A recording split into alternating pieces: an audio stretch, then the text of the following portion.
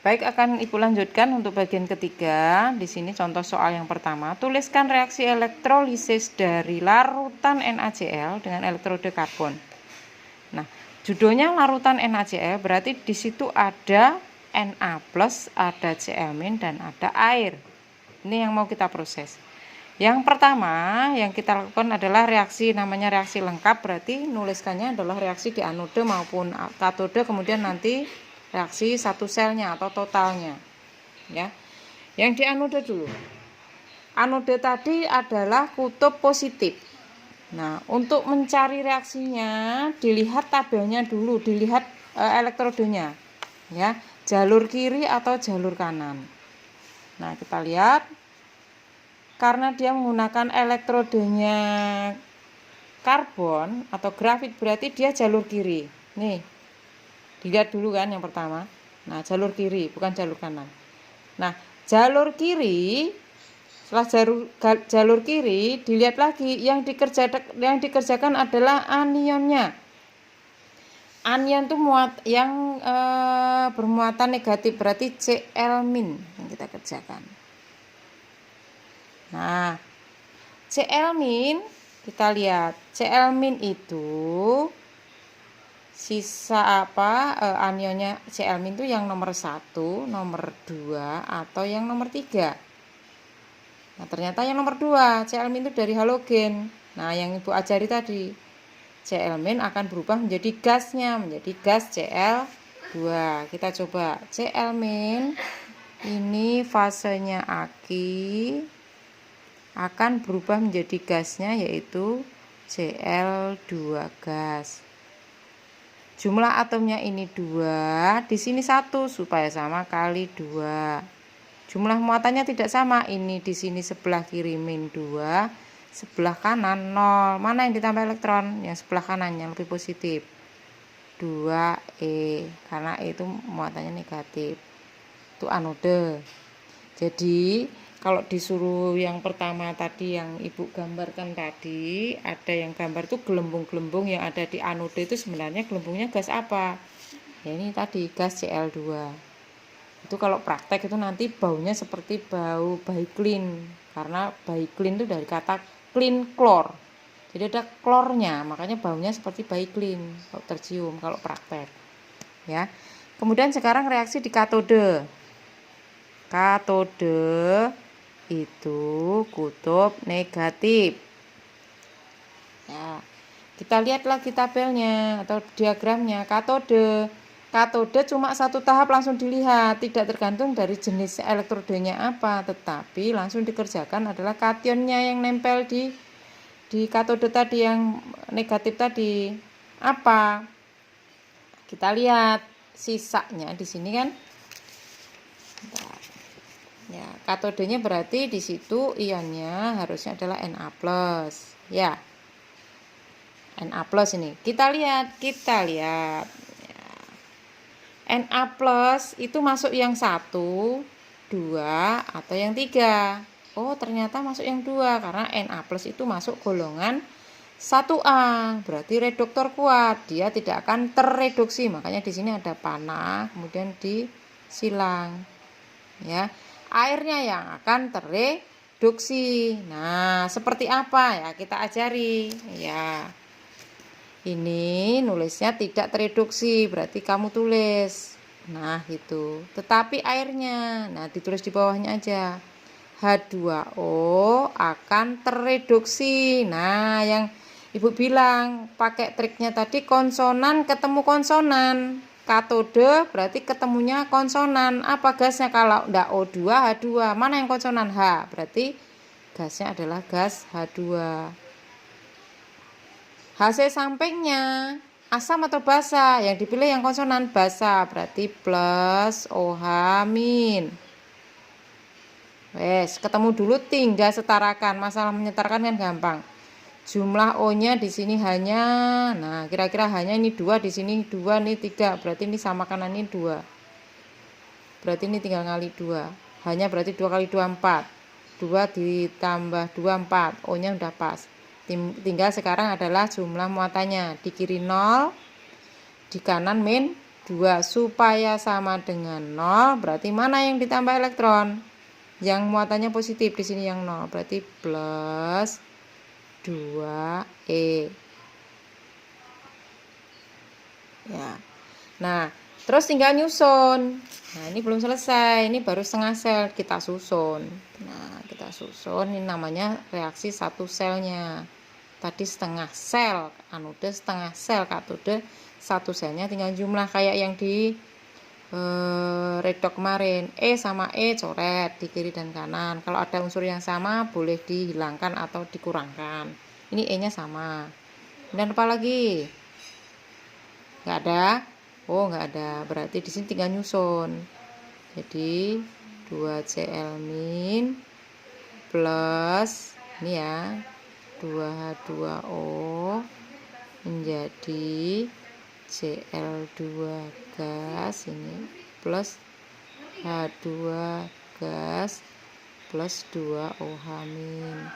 Jadi nak, yang ibu terangkan di awal bahwa gelembung-gelembung gas di katode dan anode itu apakah gelembungnya sama? Ternyata beda.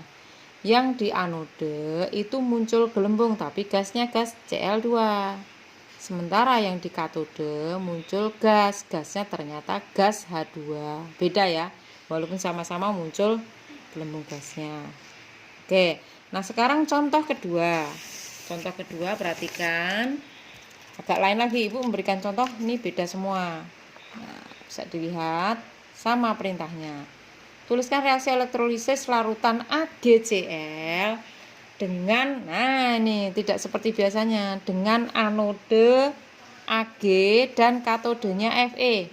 Kalau disuruh gambar, ini saya gambar dulu. Nah ini karena biasanya kalau ibu praktek di sekolah, kalau kita sekolah itu prakteknya apa? Menyepuh apa?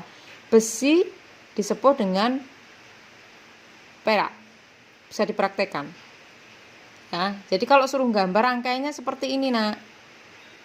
Nah ini dihubungkan dengan baterai. Nah ini baterai. Nah mana ini larutan AgCl ya, larutannya AgCl. Nah mana anode mana katode? Ya sudah, anode tadi berarti dihubungkan dengan kutub. Dan kutub apa? Kutub positif. Ini kalau kau hubungkan ini positif, berarti ini jadi positif. Ini positif. Anode ini. Sementara yang ini, yang besi ini tadi Ag, ini Fe. Nah, elektronnya ngalir ke sana. Jadi si Ag melepaskan elektron. Yang nangkap siapa? Yang nangkap si Fe. Terus di sini larutannya. Nah, nanti elektronnya yang dari Ag tadi, yang dilepaskan tadi ternyata nempel di sini loh. Nempel di pinggir sini nih. Nah, nempel di sini. Melapis. Nah, kan tadi elektronnya masuk sini.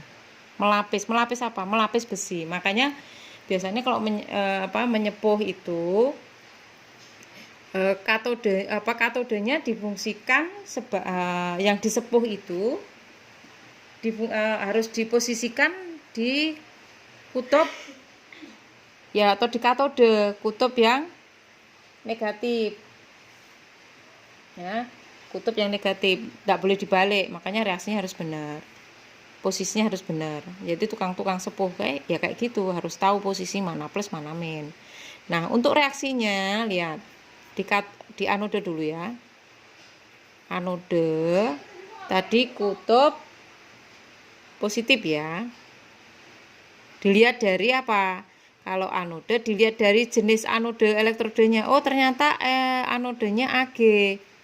Nah kalau dilihat dari bagan, saya lihatkan bagan, jika anodenya tidak dari ketiga ini, inet ini, berarti jalur kanan. Oh ini berarti bukan jalur kiri, tetapi jalurnya jalur kanan dari logam lain. Berarti logamnya langsung teroksidasi. Ini logam langsung teroksidasi. Ini udah kasih contoh tadi. Nah berarti ini tadi ya, kita nggak memperdulikan lagi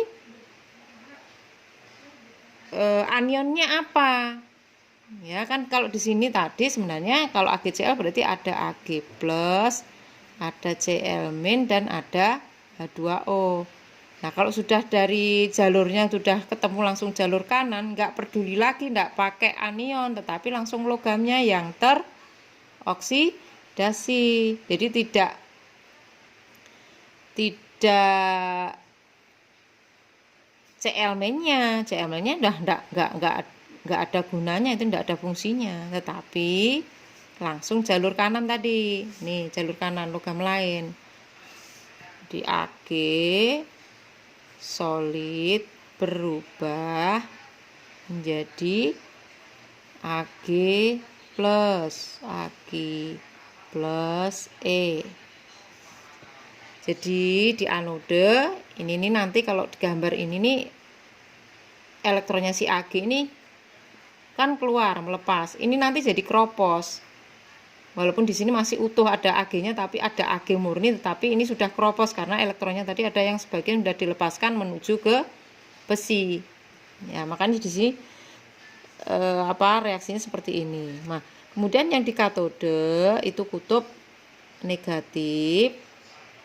Nah, kalau di katode tidak peduli jenisnya elektrodenya mau terbuat dari apa, nggak usah dihitung lagi, tetapi yang diperhatikan langsung adalah kationnya. Yang mana? Yang 1, yang 2, atau yang 3? Oh ternyata yang 3 karena dari logam lain, tidak masuk H+, tidak masuk yang golongan 1A2A, tapi yang langsung jalur 3 logam lain. Ya berarti logam lain itu apa tadi? Nah, di situ logam lainnya apa? Ya, logam lainnya tadi di situ Fe. Fe-nya udah nggak dipeduliin ya. Tapi logam lainnya adalah si Ag tadi. Ag+ akan berubah menjadi Ag solid. Mana E-nya? E-nya plus di sini. Menangkap elektron, baru disusun. Coret, main coret. Mana lagi loh, itu ada sama dicoret habis dong. Enggak.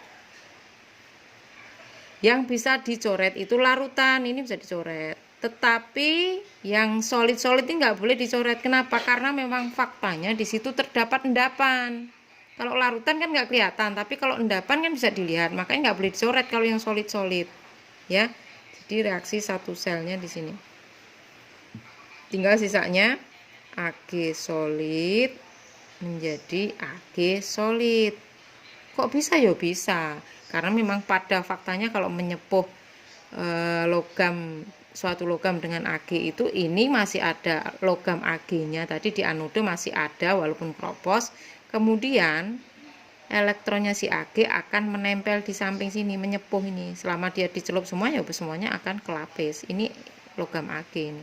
Makanya di sini juga ada di katode ada muncul Ag, di anode pun masih muncul Ag karena memang di situ masih ada logamnya. Ya. Itu contoh kedua. Nah, contoh ketiga itu adalah leburan. Nah, namanya leburan. Nah, tuliskan reaksi leburan MgCl leburan. MgCl2. Leburan itu apa sih, Nak? Leburan itu kayak meleleh, lelehan sama. Kalau lelehan berarti ada airnya enggak? Tidak. Jadi kalau namanya leburan MgCl2, leburan itu berarti anggap liquid. Berarti dia akan menjadi ionnya jadi Mg2+ plus 2Cl-. Nah ini lebih gampang. Kenapa lebih gampang? Nggak ada air, jadi nggak usah mikir kamu ada airnya yang kayak yang di atas tadi. Cukup langsung yang diolah yang ada di situ, ion yang ada di situ. Anode dulu. Anode kutub positif. Yang dikerjain berarti yang anion apa? Cl-. Walaupun di situ 2 nggak usah ditulis 2, ya udah gini aja, Cl- tadi berubah menjadi apa? Menjadi gasnya. Jumlahnya 2 di situ supaya sama 2. Berarti mana elektronnya? Elektronnya di sini 2E melepas. Kemudian di katode ya sama, paling gampang ini kalau sudah kayak gini. Yang dikerjain yang itu, yang kation. Mg2 plus berubah menjadi Mg solid. Ini aki. Mana yang ditambah elektron? Di sini plus 2E. Tinggal susun. Satu selnya tinggal E-nya coret. Sana sama sana.